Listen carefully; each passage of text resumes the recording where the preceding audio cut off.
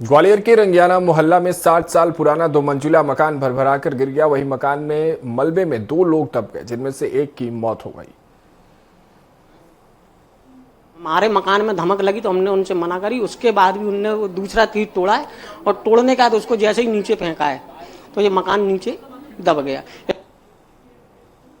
पुराना मकान होने से उसको मरम्मत के लिए मजदूर बुलवाया था, वो मरम्मत कर रहा था और घर में वैसे उनके 5 सदस्य 3 बाहर थे, तो उसी बीच पटिया में धार आ गई और वो पटिया गिर पड़ी। तो इसमें 2 लोग घायल हो गए थे और तो वो जो घायल हैं उनको हॉस्पिटल पहुंचा दिया गया। मजदूर दबा हुआ है जिसको एनडीआरएफ की टीम निकालने का प्रयास कर रही है। ग्वालियर के रंगियाना मोहल्ला घोषपुरा नंबर 1 में एक पुराना मकान जो कि खतरनाक स्थिति में था वो भर भरा के उस समय गिर पड़ा।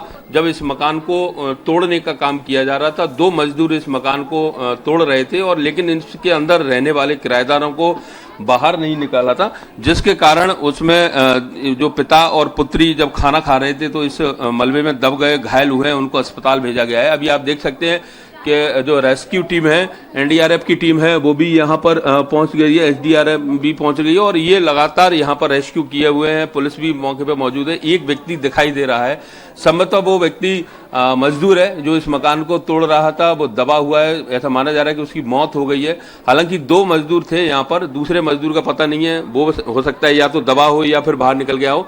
आसपास लोगों की बड़ी संख्या में आप भीड़ देख सकते हैं कि लोग देख रहे हैं और कुछ लोग हमारे साथ भी मौजूद हैं, उनसे भी हम चर्चा करेंगे कि क्या हुआ था उस समय, मतलब किसको आपने बाहर निकाला, क्या स्थिति थी उस समय जब ये मकान गिरा, कि हो क्या रहा था उस समय? सर, हो ये रहा था कि 2 लेबर ऊपर काम कर रही थी और उनने छेनी हथौड़े से जो तीर होता है उस तीर को उनने एक तोड़कर नीचे, पत्थर को नीचे तोड़कर फेंक दिया था। दूसरे तीर के लिए जब हमारे मकान में धमक लगी तो हमने उनसे मना करी, उसके बाद भी उनने वो दूसरा तीर तोड़ा है और तोड़ने के बाद उसको जैसे ही नीचे फेंका है तो ये मकान नीचे दब गया। इसमें अंदर एक लेडीज एक जेंट्स था, 2 जेंट्स थे, जिसमें से हम मोहल्ले वालों ने उनको बचा लिया, अस्पताल पहुंचा दिया।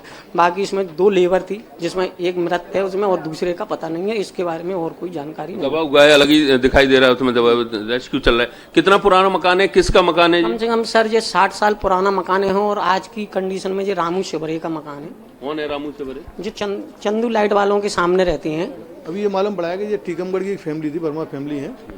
ये 6-7 माह से यहाँ किराए के मकान में रह रहे थे और ये शिवरे जी का मकान है।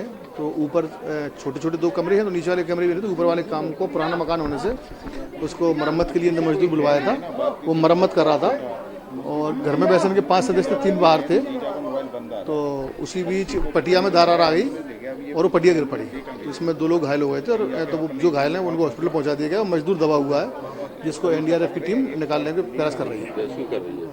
तो बिल्कुल इसमें एनडीआरएफ की टीम रेस्क्यू कर रही है और इसमें माना जा रहा है कि जो मजदूर है वो गंभीर हालत में भी हो सकता है या फिर उसकी मौत भी हो सकती है। फिलहाल ये जब बाहर निकलेगा तभी पता चलेगा, लेकिन जिस तरह से खतरनाक मकान में लोग रह रहे थे और जब उसको तोड़ा जा रहा था तब किसी को बाहर क्यों नहीं निकाला, ये सवाल है जिसके जवाब देना बाकी है। कैमरामैन विजय के साथ ग्वालियर से स्वराज के लिए विनोद शर्मा।